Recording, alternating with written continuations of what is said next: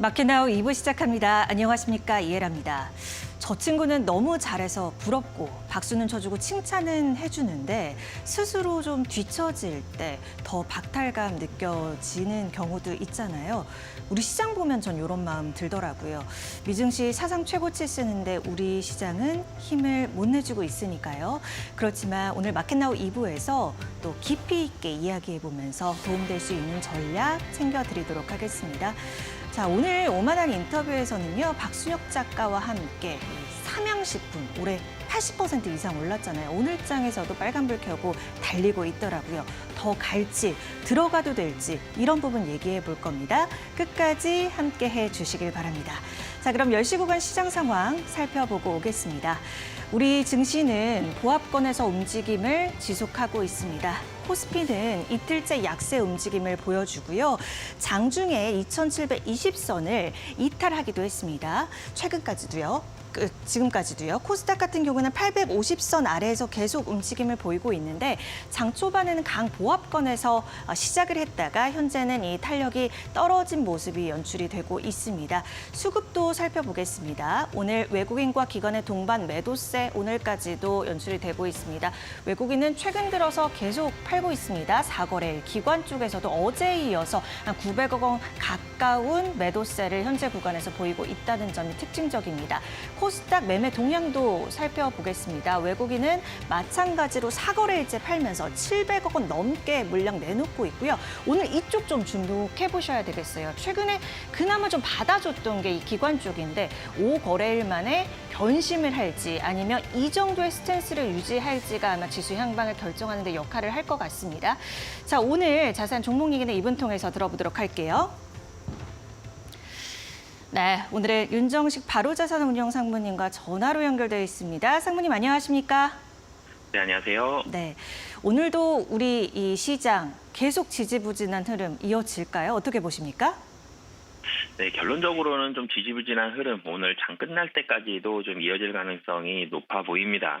국내 시장 좀 전에 좀 안타깝다, 좀 답답한 그런 모습을 얘기를 해주셨는데 좀 답답하죠, 정말. 사실 박스권에 갇혀 있습니다. 시장이 나쁜 시장은 아니에요. 뭐 추세적으로 하락을 하면서 박스권 하단을 깨고 무언가 악재가 나오고 이런 시장은 아닌데 상단이 굉장히 단단하게 막혀 있죠. 천장이 너무나도 단단한 천장이 막혀 있기 때문에 2,750 가면 계속 미끄러지는 모습들 나오고 있고 이 거래 대금도 더 늘지 못하고 있고 외국인도 오늘까지 지금 4거래일 연속 순매도를 하고 있습니다.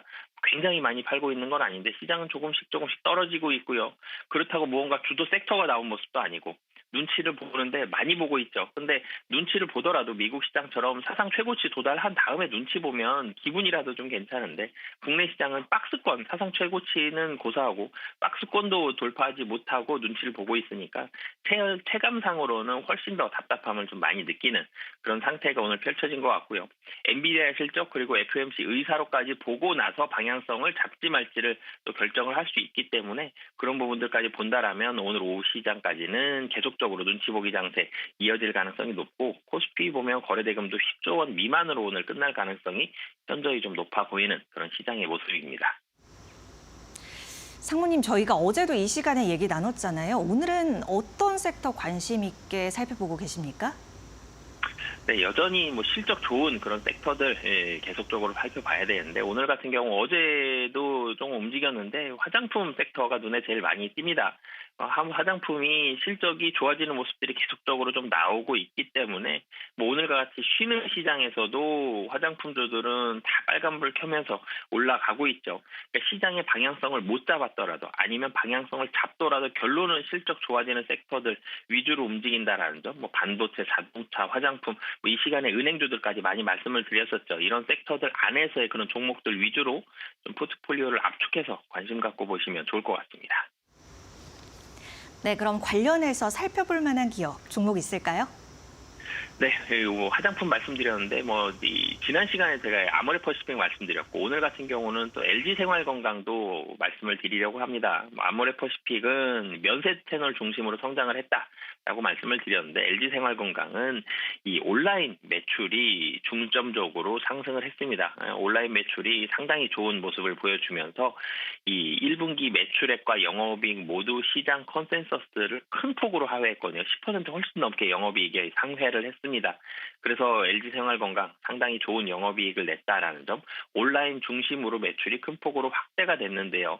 사실은 지금은 이 가장 메인 브랜드죠. LG생활건강하면 후라는 브랜드가 생각나는데 후에 대한 리브랜딩이 진행 중입니다. 리브랜딩 진행 중일 때는 상당히 매출액 많이 줄어들고 이 브랜드에 익숙해지는데 시간이 많이 걸리는데 이 리브랜딩 중인데도 불구하고 매출액이 상당히 성공적으로 자리 잡고 있는 매출액이 나오고 있죠. 굉장히 긍정적인 모습입니다. 그리고 이 브랜드에 대한 인지도 확대를 위해서 중국 시장에서 온라인 판매와 브랜드 인지도 증대를 위한 마케팅을 확대하겠다. 중국이 굉장히 좋아지고 있죠. 후가. 지금 LG생활건강 그런 면에 있어서 중국 중심으로 해서 상당히 좋은 기대감을 가지고 있다라고 보시면 되겠습니다. 최근에 상무님이 실적 키워드로 움직일 수 있는 종목들 꼽아주고 계신데 또 한 곳 들어볼까요? 네, 이 게임주 중에서 펄어비스 좀 말씀을 드리겠는데요. 사실 게임주가 이 빙하기가 굉장히 길었습니다. 굉장히 오랜 시간 좀 힘들어 하다가 최근 들어서 NC소프트도 그렇고요. 펄어비스도 그렇고 좀 반등을 하면서 올라오는 모습들 보여주는데 두 회사 다 좋은 모습입니다. 실적에 대한 기대감이 있고요. 그리고 향후 신작에 대한 기대감 이런 모습들이 있는데 펄어비스도 이 빙하기를 거치면서 적자까지 냈었죠. 근데 이번에 사실 시장 컨센서스는 마이너스 60억 정도의 적자를 예상을 했었는데요. 그런데 흑자 전환을 했습니다. 흑자 금액이 크진 않아요. 6억 정도밖에 되진 않지만 어찌됐든 적자 예상에서 흑자로 돌아섰다라는 점, 이 상당히 좋은 그런 모습을 보여주고 있고요. 이 붉은 사막이 가장 기대감이 좋은 모습이죠. 이 8월 게임스컴부터 유저 대상 마케팅이 시작이 될 예정입니다. 그렇게 된다라면은 출시는 내년 한 2분기 정도 예상이 되는데 그럼 25년도 실적부터는 굉장히 큰 폭으로 실적이 올라갈 가능성이 높은데 근데 게임주들이 25년도에 실적이 올라가고 신작 게임이 출시한다고 이때 주가가 오르는 게 아니죠. 게임주들은 훨씬 먼저 주가가 움직입니다. 지금 자체는 놓고 보면 마케팅 비용도 많이 줄어들어서 실적도 흑자 전환했고 그리고 향후 게임에 대한 기대감도 반영이 되어 있고 근데 주가도 여전히 바닥권에 상당히 좀 가까운 상황이기 때문에 실적 기대감 그리고 부담 없는 주가 이런 모습들 보시면서 관심 갖고 보시면 좋을 것 같습니다. 네, LG생활건강과 펄어비스까지 확인해 주셨습니다. 상무님 오늘 말씀 고맙습니다. 네, 감사합니다.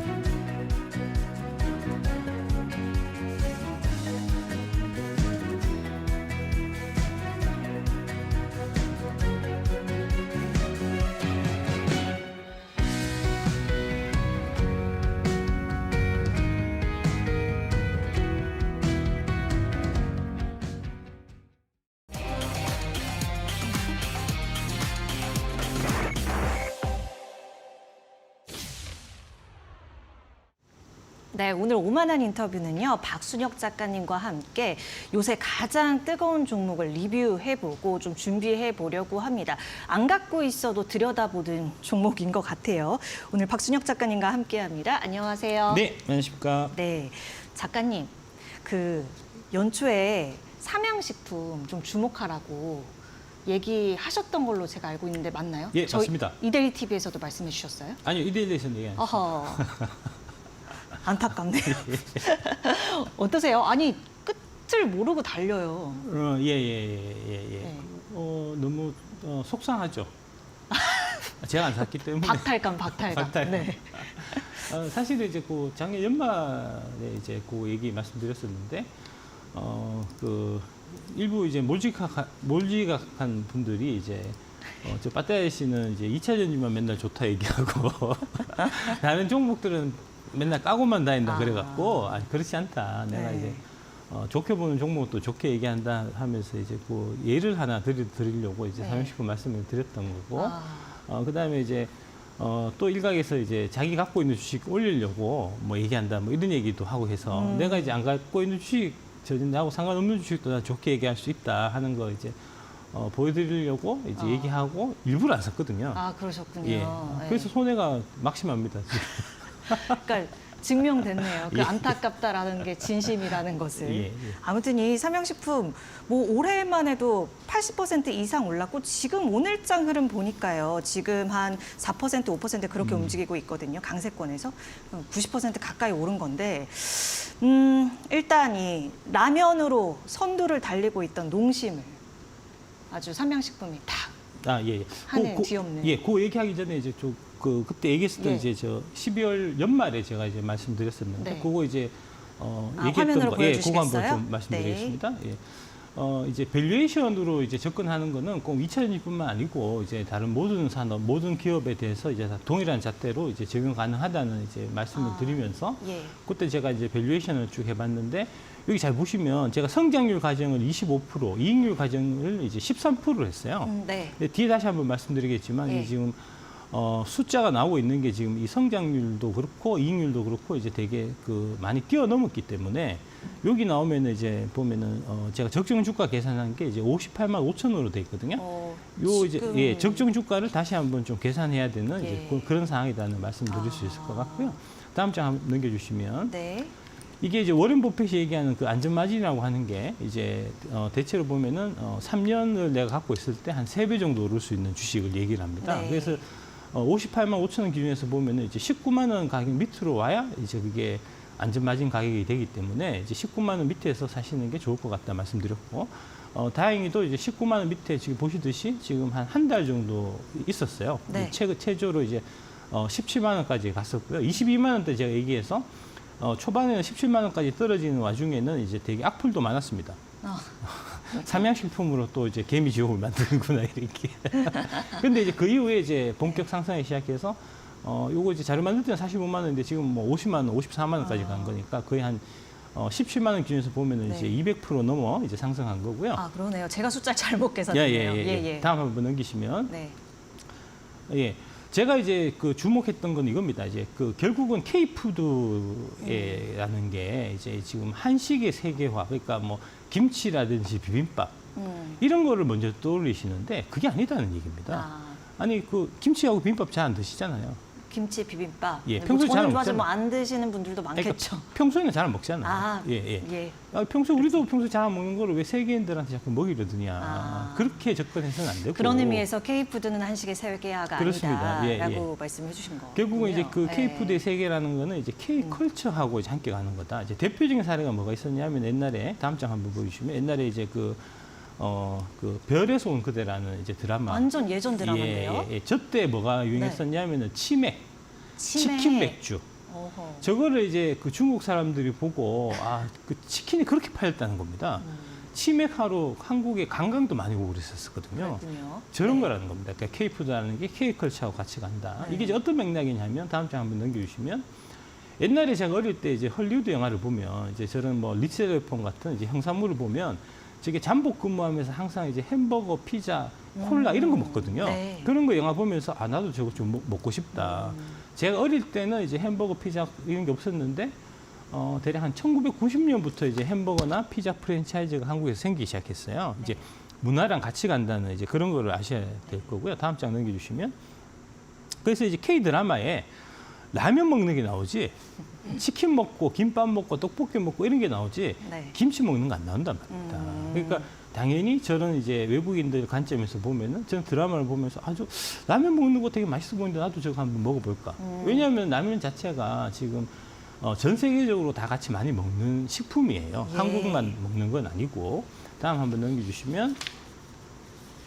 그래서 이제 이게 뭐냐면 코트라 쪽에서 나온 자료인데 이제 그 한국 드라마 이런 부분들이 이제 되게 많이 유행을 하면서 코트라 무역관이 이제 방콕 시내 슈퍼마켓과 식품 코너를 조사를 해보니까 뭐가 팔리고 있었냐?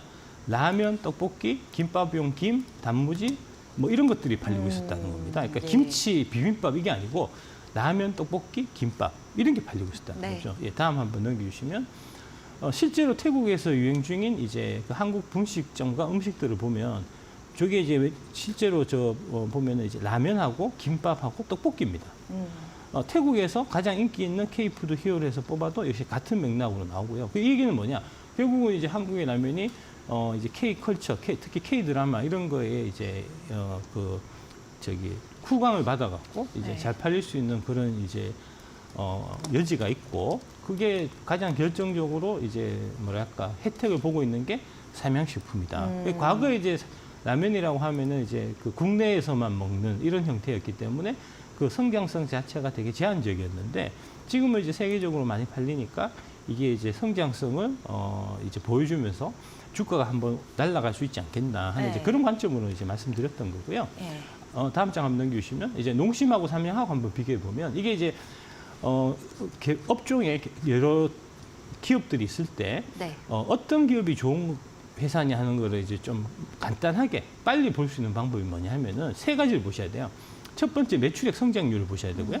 그 다음에 두 번째는 이제 영업이익률. 네. 그 다음에 세 번째는 ROE를 보시면 됩니다. 이제 워렌 버핏은 이제 ROE를 가장 중요하게 생각했고요. 그 ROE라는 거는 이제 주주들이 맡긴 돈을 갖고 얼마만큼의 이제 그 수익을 돌려줬냐는 거니까 아무래도 성장성이 높고 그 다음에 수익성이 좋은 기업이 이제 당연히 좋은 기업인 거잖아요.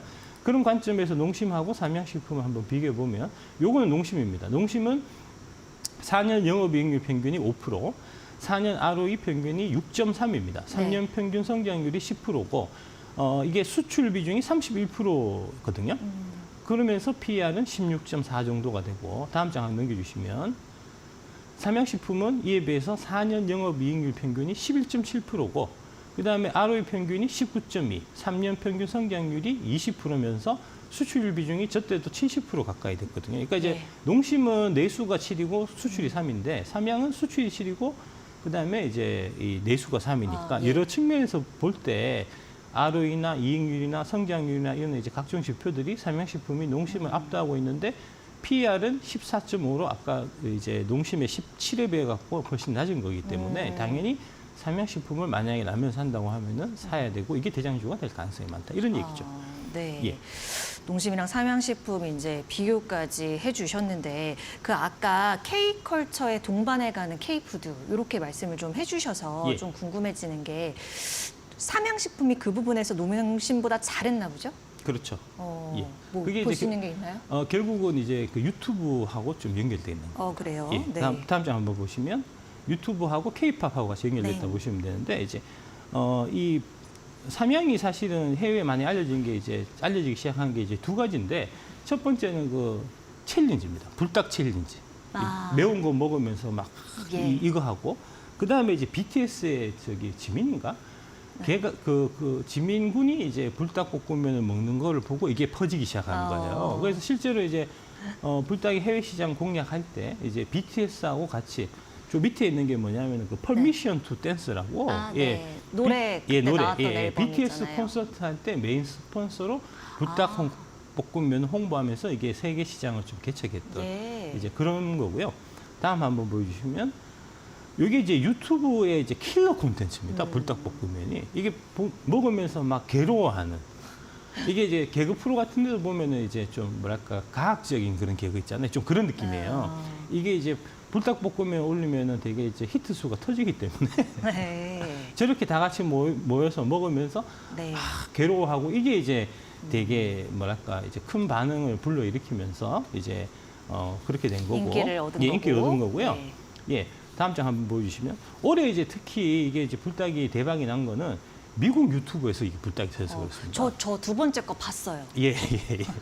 워낙 유명해서 뜨더라고요. 예. 맨 왼쪽에 있는 저게 이제 뭐냐면은 네. 그 카디비라고 아, 그 가수잖아요. 가수입니다. 예, 미국에서 아주 유명한 가수입니다. 이제 엄청나게 잘 나가는 가수인데 저 카디비가 불닭볶음면 챌린지를 했어요. 자기 채널에 자기 채널 유튜브 히트수를 위해 가지고 해갖고 저게 이제 대박 터지면서 갑자기 미국에서 붐이 본 겁니다. 그랬군요. 예. 오른쪽에 이제 보면은 이게 그 네. 까르보 불닭. 미국에서 이제 저기 여러 가지 형태로 불닭을 이제 좀 베리에이션을 주고 있는데 이제 미국에서는 저 까르보 불닭이 아무래도 이제 그 미국 사람 입맛에 좀 맞나 봐요. 그래서 제품 다양화하는 중에 저게 잘 맞았다. 저게 터진 거죠. 예. 그래서 지금 같은 이제 일들이 좀 생긴 이제 그런 거고요. 다음 장 한번 보여주시면. 그래서 이게 지금 한국 경제에서 나온 희대의 서프라이즈, 증권가 흥분, 삼양식품 목표가 2배로 뛰었다 해서 보면 네. 이게 지금 제가 추정했던 거는 24년 올해 기준으로 해서 매출이 1조 3천억 정도, 영업이익이 1,700억 정도에서 한 13% 정도 나오지 않겠나라고 봤는데 네. 이게 1사분기 실적이 너무 잘 나와서 1사분기 실적에다가 이제 곱하기 4를 해서 보면 매출이 1조 5천억이 되고 영업이익이 3,200억이 됩니다. 예. 영업이익률이 지금 21%가 나오고 있어요. 저게 이제 왜 그러냐면 우리나라에서 불닭이 대략 한 1,000원 정도인데 미국에서는 4달러입니다. 그래요? 예. 오. 그러니까 이게 영업이익이 높을 수밖에 없는 거잖아요. 예. 그 뭐 수출하는 동안에 뭐 통관이나 뭐 물류나 비용 다 넣고 하더라도 4달러니까. 감안하더라도 예, 4달러니까. 4달러니까. 예. 그래서 이제 그런데 그것조차도 지금 뭐 미국에서 품절이 막 대란이 일어나갖고 1시간씩 차 타고 가서 한다는 거니까 예. 저 추세가 만약에 계속 유지가 된다고 하면은 이게 이제 밸류에이션 자체가 다시 좀 계산해야 될 필요가 있을 것 같고요. 그러니까 이 좋은 숫자가 계속 유지될 수 있을까 하는 부분을 좀 유심히 보셔야 되고 뭐 판단은 제가 하진 않겠습니다. 왜냐하면 저는 안 갖고 있기 때문에. 그 좋은 숫자가 유지될 수 있을까를 유심히 보라고 마지막에 말씀을 해주셨는데 예.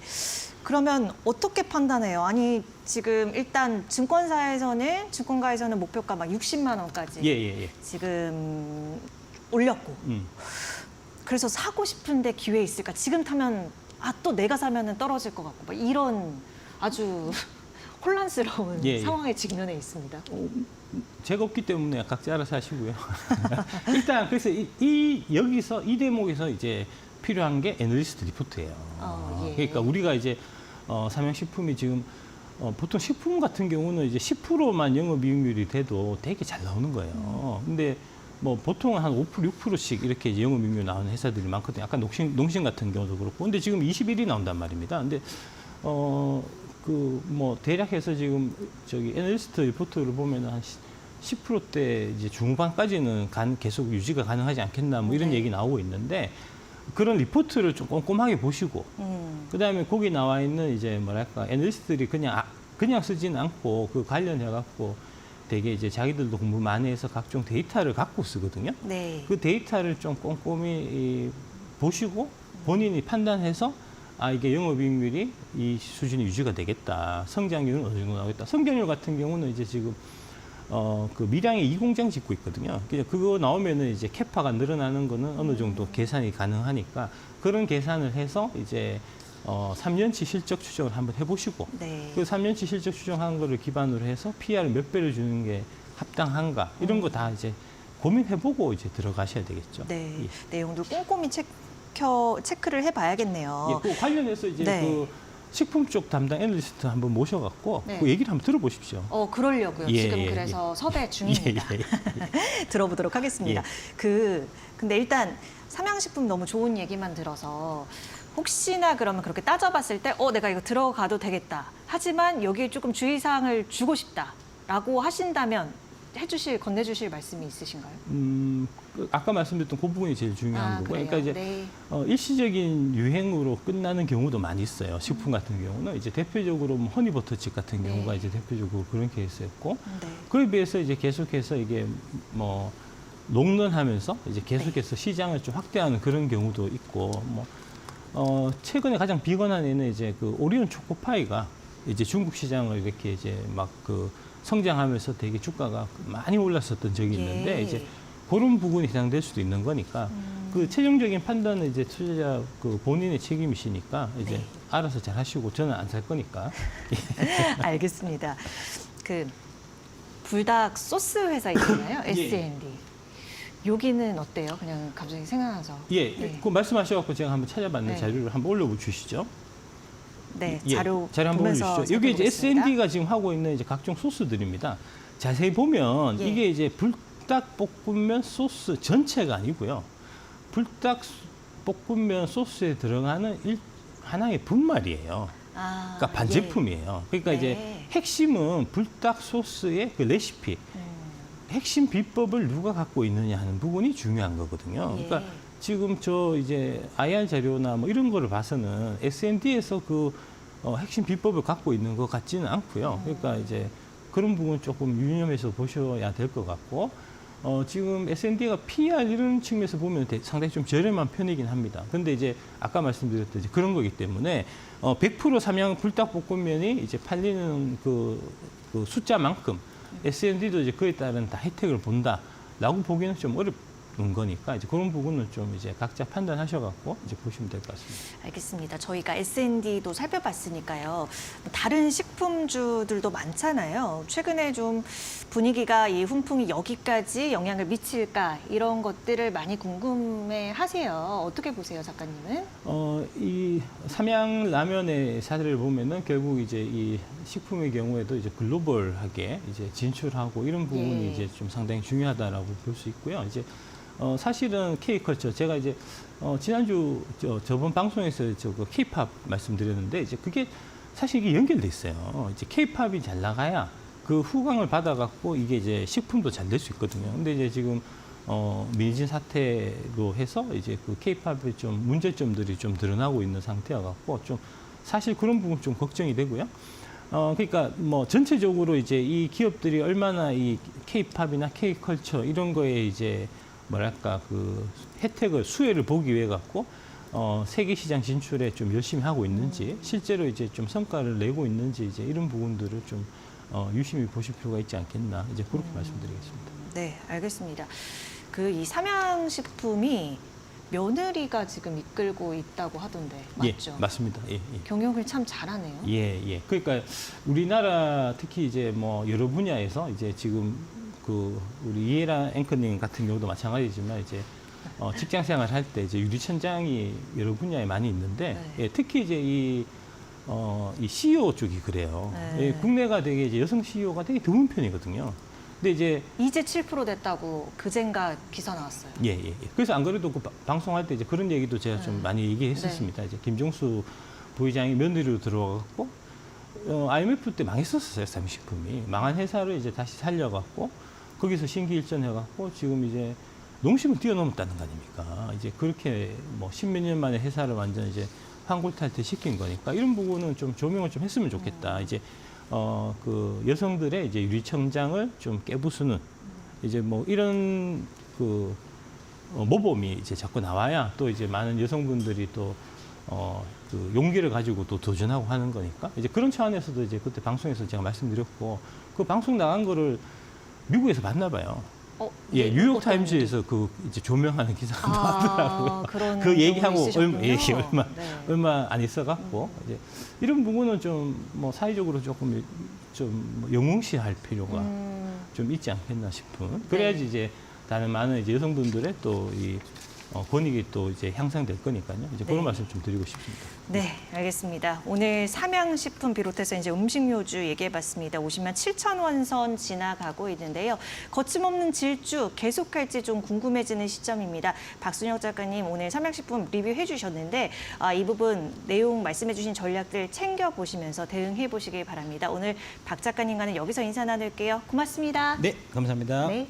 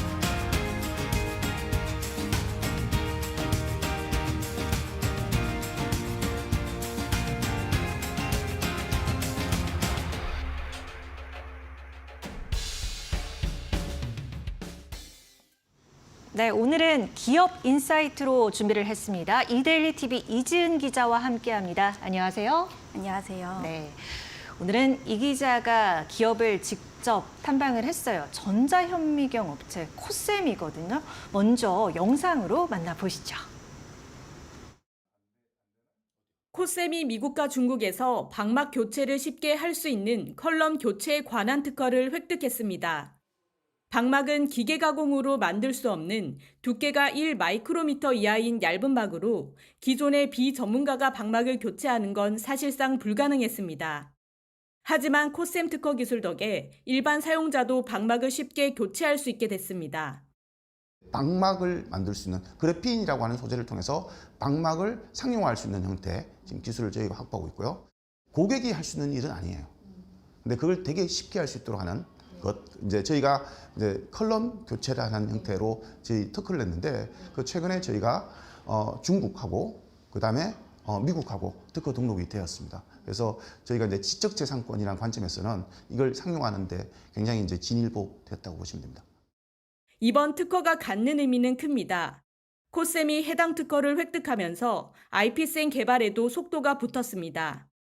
IP셈은 이온뮬러와 전자현미경을 융합한 제품으로 코셈의 히든카드입니다. 이 제품은 대기상에 노출하지 않은 상태로 시료 가공과 분석이 동시에 가능합니다. 2025년 납품을 목표로 하고 있습니다. 2차 전지와 반도체 분야에 집중적으로 사용될 것으로 기대됩니다. IP셈이 상용화되면 세계 최초 제품으로 기술적인 파급 효과가 클 전망입니다. 전자현미경은 작은 걸 보는 거요. 작은 걸 볼 때 이제 우리가 시각을 해가지고 보는 건데 이게 이온 폴리셔를 쓰고 있는 기업들은 다 전자현미경이 있어요. 이 두 개가 따로따로 있는 건데 아니 그걸 왜 따로따로 하지? 그래서 합치자. 이건 세상에 없는 제품입니다. 이게 결국은 이제 저희가 갖고 있는 기술들 가지고 융합을 하는 겁니다. 코셈은 5월 말 스페인에서 세계 대리점 대회를 개최하고 기술력을 널리 알릴 예정입니다. 이를 통해 하반기로 갈수록 실적이 개선되는 상저하고 흐름을 이어간다는 계획입니다. 지난해 코셈 매출액은 137억 원, 영업이익은 15억 원으로 매년 외형 성장을 유지하고 있습니다. 70%, 75% 정도를 해외 수출하니까 저희 대리점을 확보하는 게 되게 중요합니다. 가시권 내에 지금 이제 없는 나라들 확대하는 것들을 진행하고 있고 그리고 5월에는 저희가 저희 현재 있는 대리점들 같이 모여서 개발한 신제품 설명하는 자리가 있습니다. 저희는 이제 세계 대리점 대회라고 하는데요. 하반기에 매출로 이어질 수 있도록 하는 그런 형태라고 보시면 되겠습니다.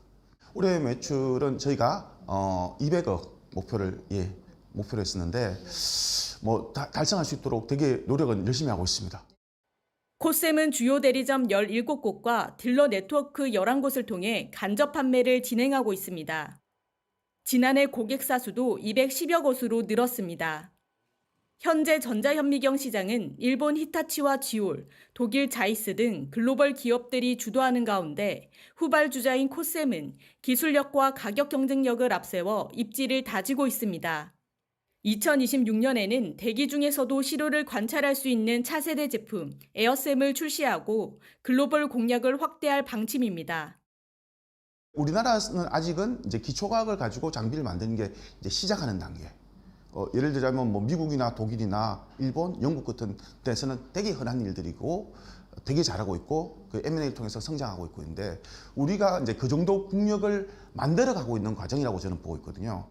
궁극적으로는 기초과학 장비를 이제 전자현미경을 해서 융합이 되고 그리고 그런 형태의 기초과학 장비들하고 결합되어서 M&A를 통해서 성장하는 글로벌 회사로 성장하는 그런 형태의 장기 포부를 가지고 있습니다. 컬럼 교체 특허로 IP셈 개발 완료까지 한 걸음 더 내디딘 코셈. 전자현미경 격전지에서 먼저 깃발을 꽂을 수 있을지 전 세계 관심이 쏠리고 있습니다. 이데일리 TV 이지은입니다. 네, 올해 코스닥에 상장한 업체입니다. 오늘 장에서 한 3% 가까운 상승세 보이고 있는데 약간 용어들이 좀 어려운 게 있어서 그런 얘기 이지은 기자랑 해보려고 해요. 주사 전자현미경 제조 기업인데 일단 기존 주력 제품부터 얘기를 들어볼까요? 네, 일단 주력 제품은 노멀셈, 여기서 이제 셈이라고 하는 거는 주사 전자 현미경을 얘기를 하는 건데요. 네. 이제 노멀셈과 여기서 주사 전자 현미경 사이즈가 축소된 테이블에서도 관찰할 수 있는 테이블탑 셈이 있습니다. 그리고 시료를 절삭할 수 있는 이온 밀러라는 게 있는데요.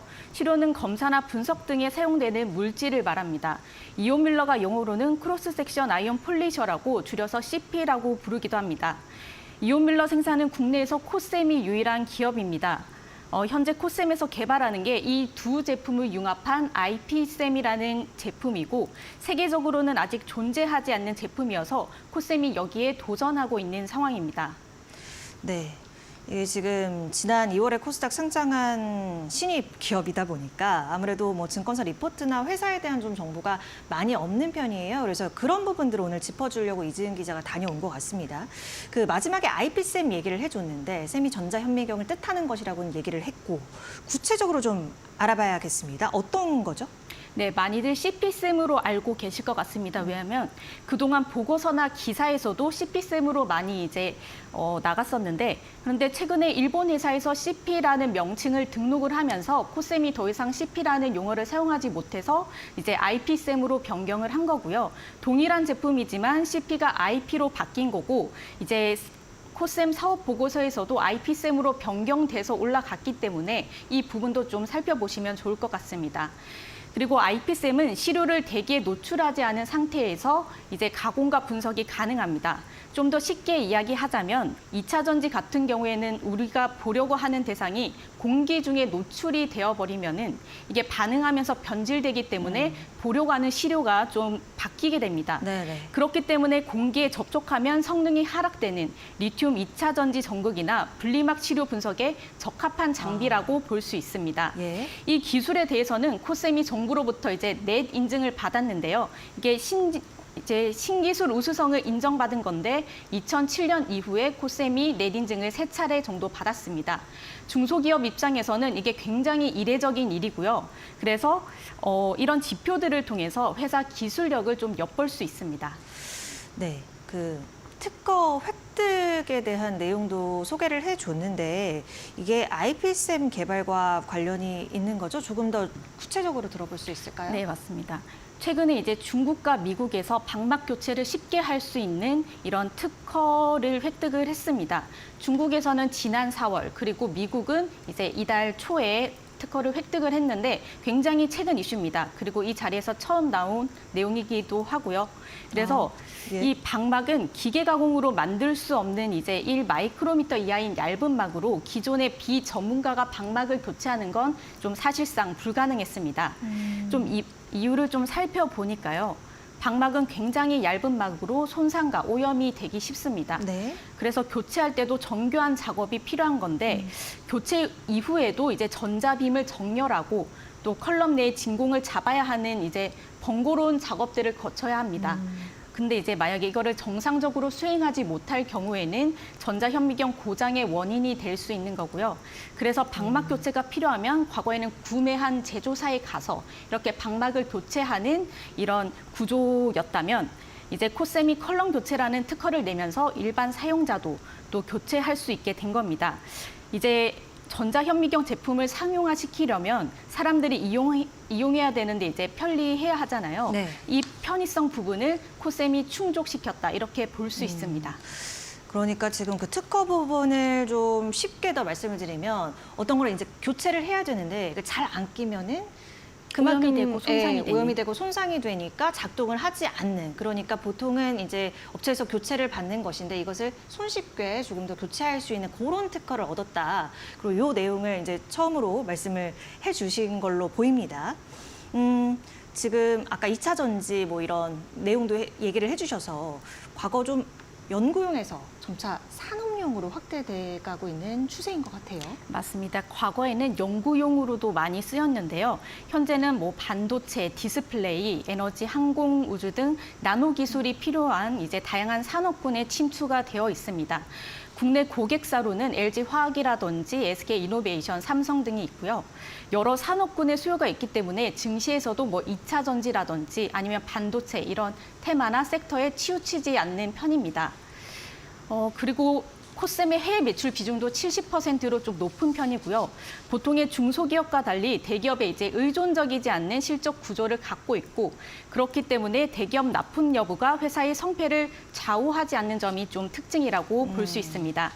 글로벌 주사전자 현미경 시장 규모는 현재 7조 원에서 8조 원 수준이고요. 일본 히타치와 지올 그리고 독일 자이스 등 이런 글로벌 기업들이 시장 점유율을 좀 많이 확보하고 있는 상황입니다. 네. 이 전자 현미경은 아무래도 굉장히 정교하게 만들어질 수밖에 없을 것 같습니다. 어느 정도로 판단을 해봐야 돼요? 정교하다고 하면? 네, 일단 전자기기를 포함한 대부분 제품들이 점점 정밀해지고 있잖아요. 그래서 기업에서도 QC용, 품질 관리 용도로 많이들 사용을 하고 있습니다. 그렇기 때문에 주사 전자 현미경도 굉장히 정교한 작업이 필요합니다. 그래서 제가 직접 코셈 본사에 가보니까 이제 공장 생산 라인이 아니라 숙련된 연구원들이 직접 수작업으로 이제 현미경을 제조를 하고 있었습니다. 아, 네. 네, 인력에 따라 다르겠지만 코셈의 경우에는 한 달에 16대가 생산이 된다고 하고요. 이제 코셈보다 더 작은 기업에서는 한 달에 한 대를 생산하는 것도 어렵다고 합니다. 여기에는 자동화가 되는 게 하나도 없었는데요. 이유를 조금 여쭤봤더니 첫 번째가 진공 장비이고 진공을 유지하기 위해서는 오링이라는 제품이 50개에서 60개 정도가 들어가야 하는데 이걸 자동화로 하니까 이제 하나하나 끼워 넣을 수가 없는 거고요. 그리고 또 미리 단위가 아니라 마이크로 단위이기 때문에 부품 사이즈가 굉장히 또 정밀해야 합니다. 기계로 넣다 보면 마모가 생길 수 있고 그러면 또 망가질 수밖에 없기 때문에 이제 연구원들이 수작업으로 진행하는 게 또 현재로서는 네, 가장 좋은 방법이라고 합니다. 네, 그렇군요. 아까 이준희 대표가 이지은 기자가 준비해온 영상 인터뷰를 보면은 매출 목표치에 대해서 얘기를 하는 걸 봤어요. 실적은 어떨까? 이 부분이 가장 중요할 것 같거든요. 네, 코셈의 실적은 매년 성장세입니다. 2012년 이후부터는 계속 흑자 기조를 유지를 하고 있고요. 지난해 코셈 매출액은 137억 원, 영업이익은 15억 원을 기록을 했습니다. 보통 전자현미경 시장은 상저하고 실적 흐름을 가지고 있는데요. 하반기로 갈수록 매출이 늘어나는 형태인데 이게 10으로 나누자면 전반기가 4, 후반기가 6 정도 비중을 가지고 있습니다. 네. 코셈이 5월 말에 스페인에서 글로벌 대리점 대회를 여는데 이것도 같은 맥락에서입니다. 기술력과 신제품을 소개하는 자리인데 이 자리에서 자연스럽게 해외 대리점을 계약을 하고 이게 하반기 매출로 연결될 수 있도록 하는 전략이고요. 전반기 신제품 출시가 연간 매출 흐름을 결정하기 때문에 특히 9월에서 12월까지가 가장 중요한 시기이고 극성수기라고 보시면 됩니다. 그리고 매출 비중 같은 경우에는 테이블탑 셈이 76%, 그리고 노멀 셈이 10%, 이온밀러가 6%로 제품 매출이 대부분을 차지하고 있습니다. 그리고 부채 비율도 조금 살펴봤더니요. 코셈의 부채 비율이 15%고 업종 평균이 90% 수준인 것과 비교하면 부채도 굉장히 낮은 수치라고 볼 수 있습니다. 네, 알겠습니다. 이제 기술력도 좋고 실적도 상승세인데 그래도 아쉬운 부분, 이 부분은 제가 조금 이따가 물어보도록 하겠고 일단 주가 부분이 제일 중요해서 제가 이것부터 물어보겠습니다. 주가 어떻게 재고할지 그리고 전망 어떻습니까? 네, 주가 재고에 관한 질문도 제가 드렸었는데요. 일단 이준희 대표는 주가 재고 계획에 대해서 첫 번째가 기존 제품을 열심히 팔겠다. 그리고 두 번째가 전자현미경 회사에서 전자현미경 융합회사로 가기 위해서 새로운 융합 제품을 내겠다. 이게 지금 개발하고 있는 IP쌤이고요. 그리고 마지막으로 세상에 없는 제품을 만들어서 완전히 새로운 형태의 시장을 만들어 나가겠다라고 말씀을 주셨는데 예. 정리하자면 결국은 계속해서 새로운 기술력과 제품을 선보이겠다는 이런 말인 것 같습니다. 또 좀 주목하면 좋을 점이 대만 이제 TSMC가 2026년 하반기부터 1.6 나노 공정을 통해서 반도체를 생산하겠다 이렇게 밝혔는데요. 나노 사업이 발전하면 글로벌 이제 주사 전자현미경 시장도 덩달아 확대되기 때문에 이런 이슈가 나오면 또 주목해 보는 것도 좋을 것 같습니다. 네. 이제 주가 재고 전망 또 계획도 알아봤으니까 아쉬운 부분이 혹시 있지 않을까, 그러니까 점검을 해봐야 될 것 같아요. 투자할 때는 어떤 부분이 좀 느껴지던가요? 네. 좀 아쉬운 점은 그 지정학적 리스크가 있습니다. 매출액은 늘었는데 지난해 영업이익이 전년 대비해서 3억 원 정도 줄었거든요. 네. 그래서 이유를 조금 들어보니까 이제 러시아 전쟁이 있으면서 지금 현재는 러시아에는 제품을 판매를 못하고 있는 상황입니다. 아, 그렇군요. 네. 네. 러시아는 코셈에서 기대하고 있는 시장 중 하나였는데 수출이 제한되면서 아무래도 매출에 영향을 조금 준 부분이 있고요. 또 중국에서 2차 전지약 납품 수주를 받았는데 이게 다음 해로 넘어가면서 이 부분도 조금 영향을 준 것 같습니다. 다만 제가 앞서 말씀드렸듯이 각 국가에서 대리점을 늘리고 있는 추세입니다. 고객사 수도 4년 전에는 170여 곳에서 지난해 기준으로 200곳을 돌파를 했기 때문에 다른 국가들이 러시아의 빈자리를 메꿀 수 있지 않을까 또 이렇게 전망이 되고 있습니다. 네. 이 K현미경 업체 코셈 얼마나 달려갈지 얼마나 성장할지 기대되네요. 코셈 이지은 기자와 함께 살펴봤습니다. 오늘 말씀 고맙습니다.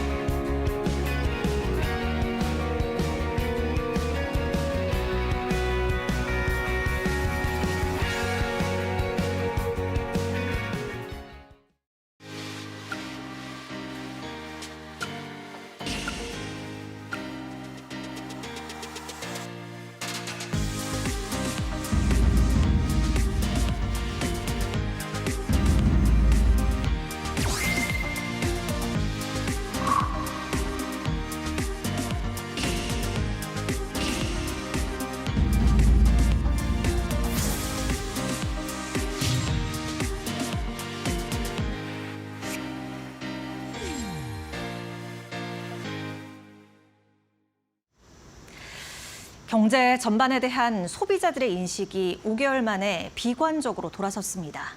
한국은행이 소비자 동향 조사를 발표를 했는데요.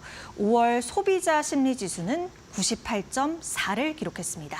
전달보다 2포인트가량 하락한 겁니다. 이 지수로 소비 심리가 좋다, 나쁘다를 판단하는 기준이 100입니다.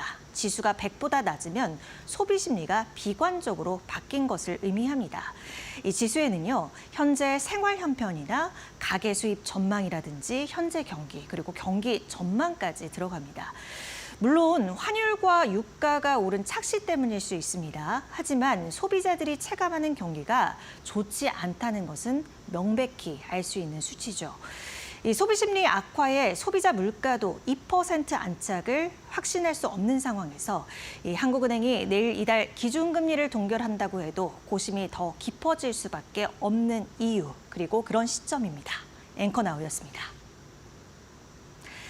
네, 10시 48분 지나가고 있습니다. 마켓나우 2부 1시간 동안 함께 하셨고 밤잠 못 이루시는 분들이 많을 것 같아요. 내일 워낙 큰 이벤트들이 앞두어지고 있는 상황이라서요. 엔비디아 내일 아침 우리 시간으로 새벽 6시 실적 발표되고요. 또 FOMC 의사로 공개 내용 있으니까요. 잘 챙겨보시면 좋을 것 같습니다. 저는 내일 시간에 다시 인사드리겠습니다. 함께해 주신 여러분 고맙습니다.